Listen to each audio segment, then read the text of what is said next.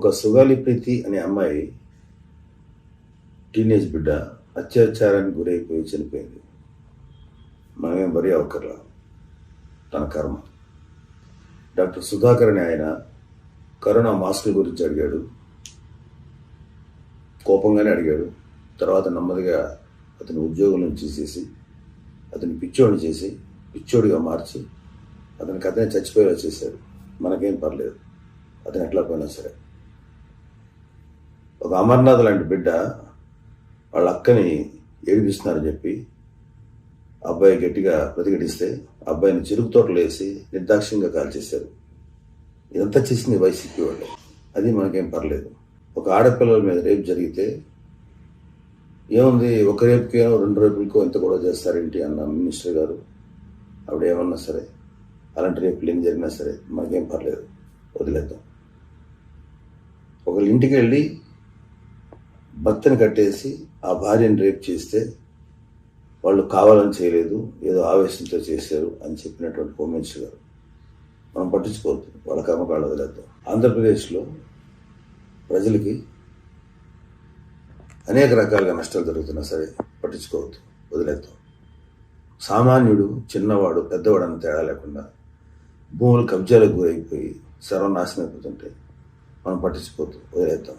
అలాగే అక్రమంగా మైనింగ్లు జరుగుతా ప్రజల సొమ్ము దోచేస్తున్నా సరే మనకేం పర్లేదు, పట్టించుకోవద్దు, వదిలేద్దాం. వ్యాపారస్తుల్ని ఇక్కడ వ్యాపారాలు చేయనివ్వకుండా, ఇండస్ట్రియలిస్ట్ని రానివ్వకుండా, తద్వారా యువతకి ఉపాధి లేకుండా సర్వనాశనం అయిపోయినా సరే మనకేం పర్లేదు, పట్టించుకోక్కర్లేదు. వాళ్ళ కర్మకాండ వదిలేద్దాం. డిఎస్సి టీచర్స్ పోస్ట్ గురించి వేల మంది పిల్లలు ఫైట్ చేస్తున్నారు, వద్దు, పట్టించుకోవద్దు. వాళ్ళ కర్మకు వాళ్ళు వదిలేద్దాం. ఎన్విరాన్మెంట్ని ధ్వంసం చేస్తున్నారు, చెట్లు కొట్టేస్తున్నారు.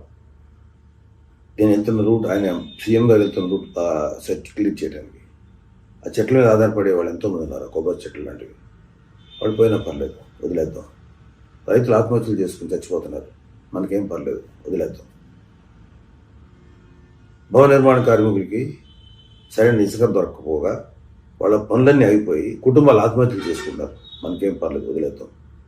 కౌలు రైతులు వాళ్ళకి సరైనటువంటి ఆదాయ మార్గం లేక నాశనం అయిపోతుంటే వాళ్ళు సూసైడ్ చేసుకుంటుంటే పర్లేదు, వదిలేద్దాం. వాళ్ళ చావు వాళ్ళని చావనిద్దాం.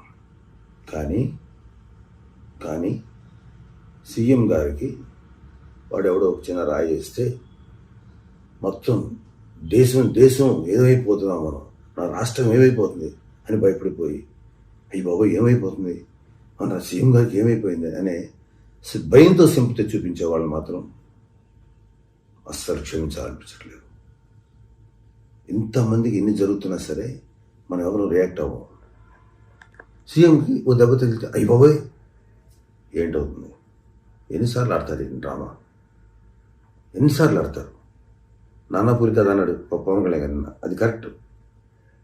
నానాపూరి కథ అనేది అయిపోతుంది అతను, అది నిజమో అబద్ధం కూడా తెలియట్లా.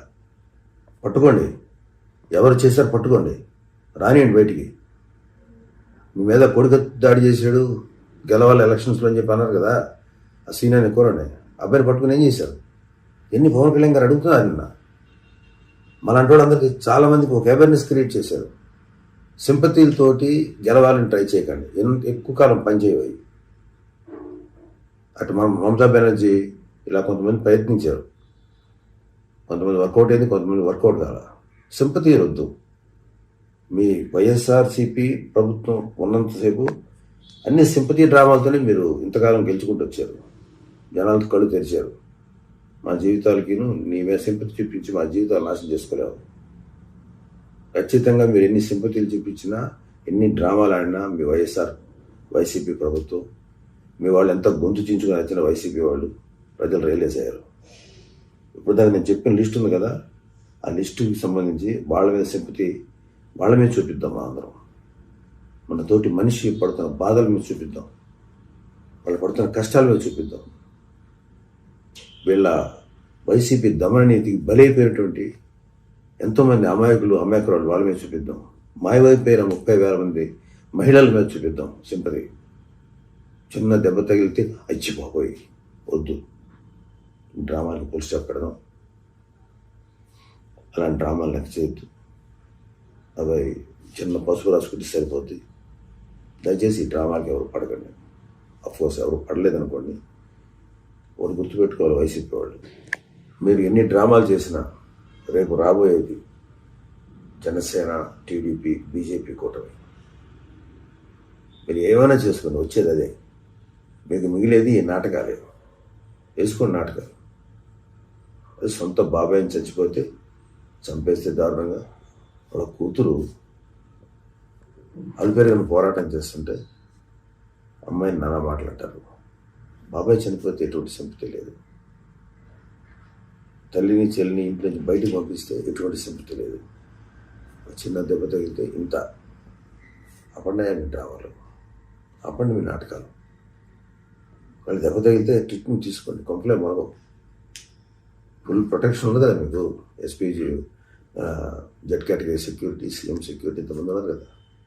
కరెంట్లు ఎందుకు తీసేశారు? ఎంతో చూస్తున్న నాటకం అనిపించట్లా? ఎంతో కాలం ఈ నాటకాలు సాగు. ఈ నాటకాలతోటి అధికారం సంపాదించలేరు. ప్రజలు రియలైజ్ అయ్యారు. నిన్న పవన్ కళ్యాణ్ గారు చెప్పిన మాటలు నిజంగా చాలా స్ఫూర్తిని కలిగించాయి. Hats off to Pawan Kalyan గారు.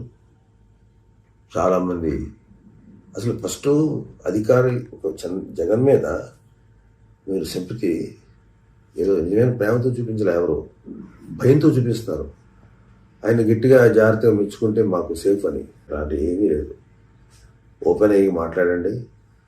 అందరూ ఓపెన్గా మాట్లాడి మీ అభిప్రాయం చెప్పండి. అంతేగాని భయంతో ఎవరిని నెత్తివే ఎక్కించుకోకండి. జన సైనికులు, వీర మహిళలు, టీడీపీ కార్యకర్తలు, బీజేపీ కార్యకర్తలు అందరూ రియలైజ్ అయ్యారు ఇది నాటకం అని. ప్రజలు కూడా రియలైజ్ అయ్యారు. Stop all your dramas. Thank you. జై జనసేన, జై హింద్.